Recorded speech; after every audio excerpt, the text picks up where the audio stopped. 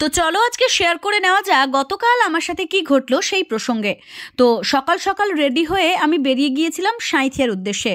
তোমাদেরকে তো গত দিনের ভিডিওতে আমি বলেইছিলাম যে সাঁইথিয়ার অ্যাবাকাস স্কিল ম্যাক ইনস্টিটিউশনের একটি ব্রাঞ্চ ওপেনিংয়ে আমাকে চিফ গেস্ট হিসেবে ইনভাইট করা হয়েছে, তো সেই জন্যই যাচ্ছিলাম।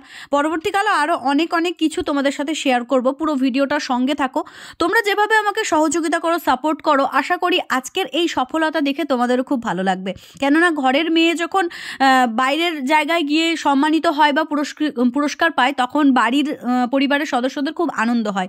তাই আমি আমার এই পেজের পরিবারের সদস্যদেরকে সবাইকে মনে করি যে আমার নিজের পরিবার। তো এই যে গাড়িটাকে দেখছো, এই গাড়িটা আমার নিজের নয়, এই গাড়িটা আমি ভাড়ায় নিয়েছিলাম। এবং আমি যেখানেই প্রোগ্রাম করতে যাই অর্গানাইজারদেরকে বলি যে আমার যাতায়াতের খরচাটুকু যেন তারা বহন করেন। তো সেদিনকে আমি এই গাড়িটা ভাড়া করেছিলাম সাঁইথিয়া যাওয়ার জন্য। প্রথমেই আমি জগন্নাথ মন্দিরে চলে গেছি। সাঁইথিয়ার বিখ্যাত জগন্নাথ মন্দির, এখানেই দুপুরের সেবাটা আমরা করেছিলাম। অনেক কপাল করলে তবে জগন্নাথ দেবের ভোগ সেবা করা যায়। তো জানি না কপালে কতটা সুখ ছিল বা আগামীতে কি হতে চলেছে। তো এই যে দেখতে পাচ্ছ জগন্নাথ দেবের ভোগ আমাদেরকে দেওয়া হয়েছিল, যদিও এই থালাগুলোই আমরা খাবো না, আমরা আমাদের শালপাতার মধ্যে সেই খাবারগুলো বেড়ে নেব। কিন্তু আমাদেরকে প্রথমে দেওয়া হয়েছিল ভগবানেরই ওই প্রসাদ যেটাতে হয় সেটাতেই।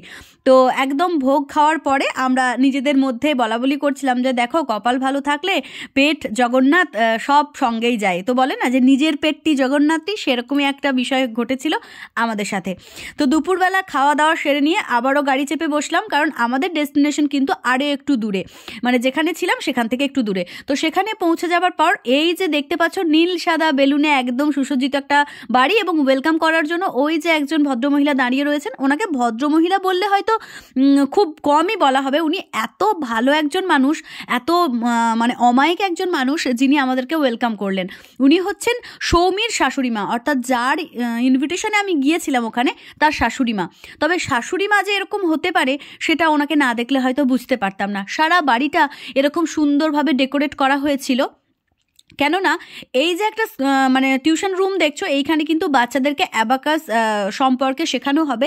প্রত্যেকটা বাচ্চা যাতে ক্যালকুলেটরের থেকে ফার্স্ট হয়ে যায় সেই বিষয়ে সুদক্ষ টিচার দ্বারা সুন্দরভাবে ওদেরকে তৈরি করা হবে স্কিল ম্যাক অ্যাবাকাস ইনস্টিটিউশনের মাধ্যমে। এটা মেইনলি জলপাইগুড়ির একটি সেন্টার এবং জলপাইগুড়ির হচ্ছে মেইন ব্রাঞ্চ। সেখানে অনেক বাচ্চারা পড়াশুনো করে, আর এটা হচ্ছে শাখা সাঁইথিয়ায় নতুন খুলেছে। তো সেখানেরই ওপেনিংয়ে আমি গিয়েছিলাম। প্রথমে আমাদেরকে একটি দোতলার রুমে বসতে দেওয়া হলো। সেই রুমটাও যথেষ্ট সুন্দর। এমনিতে সৌমি শ্বশুরবাড়ি নিয়ে কোনো কিছু বলারই অবকাশ নেই। আমি কিছুক্ষণ ওয়েট করছিলাম, কেননা আমাদের প্রোগ্রাম 3:30 থেকে শুরু হওয়ার কথা। তো হতে হতে প্রায় 4টে বেজে গেল। এই যে 4টের সময় আমাদের ফিতে কাটা উদ্বোধন হলো। এটা যে আমার হাত দিয়ে হয়েছে, এটা সত্যি আমার কাছে অনেকটাই সৌভাগ্যের বিষয়। কেননা জীবনে ফার্স্ট টাইম আমিও এরকম কিছু একটা করলাম। এতদিন বিভিন্ন প্রোগ্রামে অ্যাঙ্কারিংয়ে গেছি, সম্মানীয় অতিথি হিসেবে গেছি, অনেক কিছু করেছি, কিন্তু ফিতে কেটে কোনো কিছু আমি উদ্বোধন করছি, এটা সত্যি আমার কাছে অনেক গর্বের। তো তোমরা যারা আমার সহযোগিতা করছো, সঙ্গে আছো, পরিবারের যারা সদস্য, তাদের আশা করি এই জিনিসগুলো দেখতে ভালো লাগবে।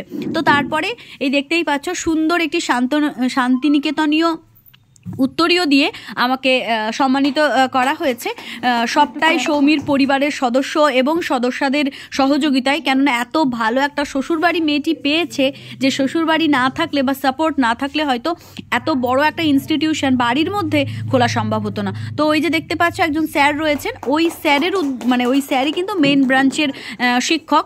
তো উনি এসেছিলেন কলকাতা থেকে, ওনার মেইন ব্রাঞ্চ হচ্ছে জলপাইগুড়ি। তো বাকি কথা আমি অবশ্যই বলবো, তার আগে একটু দেখা যাক স্যার কি বলছেন। আজকে যারা এখানে উপস্থিত আছেন, আমার নাম স্মিতদীপ দাস। আমি গত 2 বছর আগে স্কিল ম্যাক অ্যাবাকাস ওপেন করেছিলাম জলপাইগুড়িতে, এবং হেড অফিস আমাদের ওখানে। এবং গত 2 বছর ধরে আমাদের 2জন শিশু থেকে শুরু করে এই মুহূর্তে আমাদের এখানে 672 জন ক্লাস করছে জলপাইগুড়িতে। এবং তারপর আমাদের সৈকত রুজ এবং তার ওয়াইফ সৌমি, ওরা দুজনে এই উদ্যোগটা নিল যে সাঁইথিয়াতে এই অ্যাবাকাস ওরা স্টার্ট করবে। অ্যাবাকাসটা বাচ্চাদের জন্য খুবই একটি গুরুত্বপূর্ণ অধ্যায়, বিশেষ করে এখন যেহেতু এখন যেভাবে টেকনোলজি এগিয়ে যাচ্ছে, তার সাথে সাথে আমাদের বাচ্চাদের ব্রেনকেও ক্যালকুলেটরের থেকেও ফাস্ট হতে হবে। এবং অ্যাবাকাস যে শুধুমাত্র বাচ্চাদেরকে অঙ্ক শেখায় তা নয়, অ্যাবাকাসের ফলে ব্রেন ডেভেলপমেন্ট হয়, বাচ্চাদের পেশেন্স অনেক বাড়ে, মোবাইল অ্যাডিকশন কমে এবং ক্রিয়েটিভিটিটা অনেক বেশি পরিমাণে বাচ্চাদের এনহ্যান্স হয়ে থাকে, যার জন্য অ্যাবাকাসটা এখন খুবই প্রয়োজন বাচ্চাদের জন্য। এবং আপনারা এখানে যারা আছেন তারা, আমি আজকে খুবই এখানে আনন্দিত যে একটা সুন্দর আজকে এখানে আয়োজন করা হয়েছে এবং ধন্যবাদ। আজকে আসতে পড়ার জন্য আমি কৃতজ্ঞ জানাচ্ছি সৌমিকে, সৈকতকে। সাঁইথিয়াতে মনে হয় প্রথম এই অ্যাবাকাস চালু হয়েছে, খুব ভালো। বাচ্চাদের একটা অন্য ধরনের একটা প্রোগ্রেস যেতে হয় এবং আজকে যে শুরুটা হয়তো কিছু সংখ্যক নিয়ে আগামী দিনের পরিধি বিস্তার লাভ করবে, এটা আমার দৃঢ় ধারণা, দৃঢ় বিশ্বাস। আমাদের মধ্যে গুণীজন আছেন, পদ্মাবতী মণ্ডল, আরো সব মানুষজন। তো প্রত্যেককে জানাই নমস্কার। আমি এসেছি কীর্ণাহার থেকে, আমি পদ্মাবতী মণ্ডল। কাকু বললেন আমার সম্পর্কে, এবার নিজের সম্পর্কে আমি এখানে কিছু বলছি না, তার কারণ তোমরা আমায় চেনো, ভালোবাসো বলেই কিন্তু আজকে দেখেছো।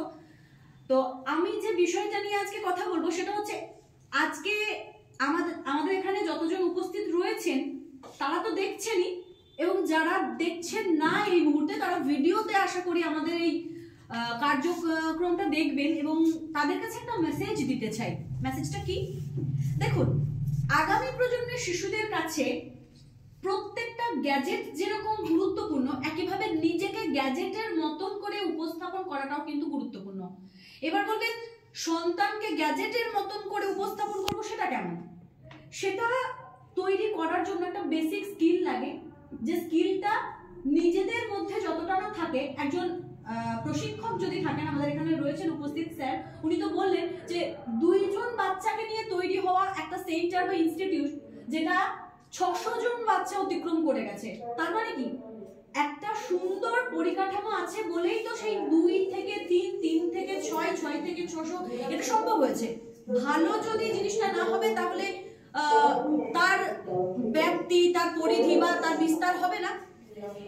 আজকের প্রজন্মের বাচ্চাদেরকে আমরা যদি পড়াশোনার পাশাপাশি, মানে এটা একইভাবেই অ্যাবাকাস যে দরকার, তো আমরা সব সময় সব জায়গায় এই বিষয়টাকে পাই না, সঠিক প্রশিক্ষক পাই না, সঠিক ইনস্টিটিউট পাই না, সঠিক জায়গা পাই না। তো সেটার একটা সহজ এবং সরলতম মাধ্যম সাঁইথিয়া শহরের আমাদের সৌমি, সে কিন্তু তোমাদের সকলের সামনে ওপেন টু অল করে দিয়েছে। আপনারা আপনাদের বাচ্চাদেরকে এখানে অ্যাডমিশন করান, ওরা ওদের মতন করে, এবং স্যার যেভাবে তৈরি করবেন বাচ্চাদেরকে সেইভাবে, যাতে আগামী দিনে সে কম্পিউটার বা ক্যালকুলেটরের থেকেও ফাস্ট হতে পারে, সে বিষয়ে কিন্তু এখন এবং ভিডিওর মাধ্যমে এই মেসেজটা সবাইকে দিতে চাই যে অন্তত একবার এই অ্যাবাকাস সেন্টারে আপনাদের সন্তানকে নিয়ে আসুন, দেখুন যে কিভাবে আপনাদের সন্তানের যে তাদের যে সেন্স অফ হিউমার বলুন বা তাদের জ্ঞানের পরিধি বলুন, এই সমস্ত কিছু কিভাবে বাড়ছে। প্রতিটা জিনিসের জন্য জল দান দরকার। মানে আমি একটা গাছ লাগালাম, সেই গাছের গোড়ায় যদি আমি জল, মাটি, সার এসব কিছু না দিই, তাহলে আমি আগামী দিনে আশা করব কেমন করে যে আমার সেই গাছটা থেকে সুন্দর ফল তৈরি হবে। তো সেই সুন্দর ফল যদি আমি নিজে এক্সপেক্ট করি যে আমার সন্তান ক্লাসে ফার্স্ট হবে, অনেক বাবা মায়ের এই ধারণা থাকে, তবে ক্লাসে ফার্স্ট হওয়াটাই সবকিছু নয়। ফার্স্ট না হওয়া বাচ্চাগুলোও নিজেদের ক্যারিকুলাম দেখে অনেক কিছু করতে পারে জীবনে, কিন্তু এমনও কম্পিটিশনের এই যুগে নিজের সন্তানকে কেন আপনি, মানে যদি চেষ্টা করেন সেটা হতে পারে, সেই চেষ্টা কেন করবেন না? তো আমি প্রত্যেকটা অভিভাবককে একটাই কথা বলবো, আমাদের ইনস্টিটিউশনে আসুন, আমাদের স্যাররা রয়েছেন, ম্যাম রয়েছেন, এবং আমাদের এই পরিবেশটা রয়েছে, এই এত সুন্দর পরিবেশ। এখানকার দেওয়ালে দেওয়ালে আমি যদি দেখতে পাই, পুরোটাই কিন্তু স্টাডি ম্যাটেরিয়াল। মানে এখানে প্রত্যেক দিন শিশু শুধু দেখবে না, শুধু পড়বে না, দেখবে, অবজার্ভ করবে, নিজের মধ্যে সেই জিনিসগুলোকে কিন্তু অ্যাডপ্ট করতে পারবে। আর পড়াশোনার জন্য যে বিষয়টা দরকার সেটা হচ্ছে একটা সুন্দর পরিবেশ।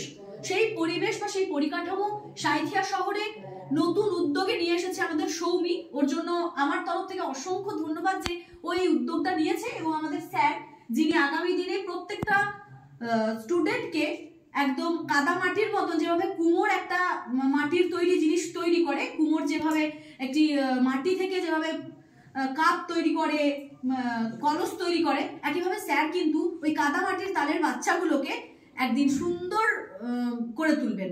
আমি সেই আশাই করব। আর অসংখ্য ধন্যবাদ জানাই আমাকে এই এত সুন্দর অনুষ্ঠানের একজন গেস্ট হিসেবে নির্বাচন করার জন্য। আমি জানি না এত কিছু যোগ্য কিনা, খুব ভালো লাগছে।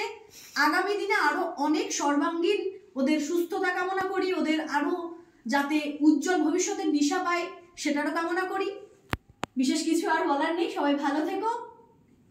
আগামী দিনে সফলতার জন্যই আমি এইভাবেই তোমাদেরকে আশীর্বাদ বলো, শুভকামনা বলো জানিয়ে যাব। ধন্যবাদ। ভালো লাগছে। আমি এই অনুষ্ঠানটি সাফল্য কামনা করছি এবং সবাইকে আমার আন্তরিক শুভেচ্ছা ও অভিনন্দন জানিয়ে এখানে শেষ করছি। যাতে বাচ্চার ভবিষ্যৎ আরও উজ্জ্বল হয় সেই হিসাবে এই স্টেপটা আপনারা নিন। নমস্কার, আপাতত এইটুকু। প্রথম কথা খুবই ভালো লাগছে, ভীষণ নার্ভাস ছিলাম আজকে দিনটার জন্য যে আমি কিভাবে কি করব শুরু থেকে শেষ পর্যন্ত। সবই সাপোর্টের ব্যাপার, ফ্যামিলি সাপোর্ট আর এই মানুষটার সাপোর্ট না থাকলে তো হয়তো হয় না। বিশেষ করে মা বাবার আশীর্বাদ না থাকলে তো কোনোদিনই সম্ভব নয়। তার সাথে সাথে আজকে যে এত আপনারা এসেছেন সবাই মিলে এতটা এই পক্ষ থেকে সাড়া দেওয়ার চেষ্টা করছে। পদ্মাবতী দিদি আমাদের ডাকে এসেছেন, তার জন্য অত্যন্ত ধন্যবাদ পদ্মাবতী দিদিকে। তিনি যতবার ডাকে সবসময় নির্দ্বিধায়, আমি শুধু এখন বলেছি বাদ বাকি তো সময় নিজে কন্ট্যাক্ট করে নিজের মতো করে গুছিয়ে সমস্ত কিছু অ্যারেঞ্জ করেছে, এর জন্য ধন্যবাদ। এবং বিশেষ করে ধন্যবাদ জানাচ্ছি পুরো ফ্যামিলিকে। এই এত বড় সাপোর্ট না থাকলে এত বড় একটা ইনস্টিটিউট বাড়ির ভিতরে সবচেয়ে বড় ফ্যামিলি সাপোর্ট, মা বাবার আশীর্বাদ ছাড়া কোনোদিনই সম্ভব না।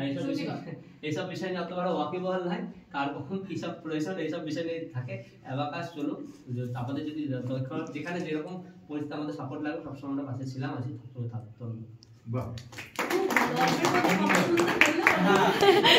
তো আশা করি এতক্ষণ ধরে সকলে বুঝতে পারলে কি এই অ্যাবাকাস ইনস্টিটিউশন এবং এখানে এলে কি হবে। তো খুব দেরি না করে চটজলদি তোমার সন্তানকে সাঁইথিয়ার ব্রাঞ্চের অ্যাবাকাস ইনস্টিটিউশন স্কিল ম্যাকে ভর্তি করো এবং ফলাফল হাতের মুঠোয় পেয়ে যাও।